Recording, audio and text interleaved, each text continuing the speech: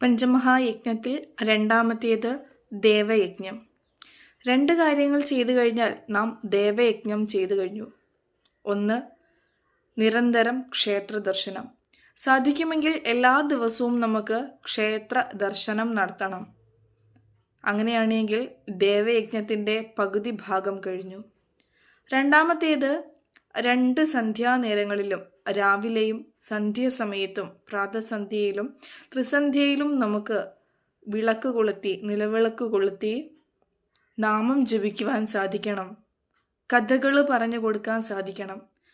പണ്ടുള്ള മുത്തശ്ശിമാരൊക്കെ തന്നെ സന്ധ്യയ്ക്ക് നിലവിളക്ക് കൊളുത്തി കുഞ്ഞുങ്ങളെ അടുത്ത് വിളിച്ചിരുന്ന് രാമായണ കഥകളും മഹാഭാരത കഥകളും അതിലെ ധർമാധർമ്മങ്ങളെയുമൊക്കെ പറഞ്ഞു കൊടുക്കുമായിരുന്നു. എല്ലാ സന്ധ്യാസമയത്തും രാമനാമങ്ങൾ കേൾക്കുവാൻ സാധിക്കുമായിരുന്നു. പ്രായോഗിക ബുദ്ധി ഉപയോഗിച്ച് ചെയ്യേണ്ട ഓരോ കഥകളും മുത്തശ്ശിമാർ നമ്മുടെ കുഞ്ഞു മക്കൾക്ക് പകർന്നു കൊടുക്കുമായിരുന്നു. അവർ ഓരോരുത്തരും ചെയ്തുകൊണ്ടിരിക്കുന്നത് ദേവയജ്ഞം തന്നെയാണ്.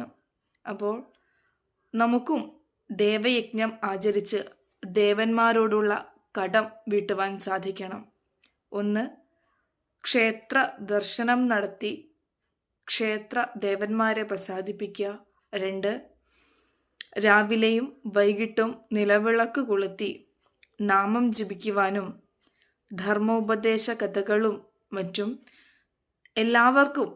എല്ലാവരിലേക്കും എത്തിക്കാനും സാധിക്കണം. അങ്ങനെ ചെയ്യുകയാണെങ്കിൽ ദേവയജ്ഞവും പൂർത്തിയായി.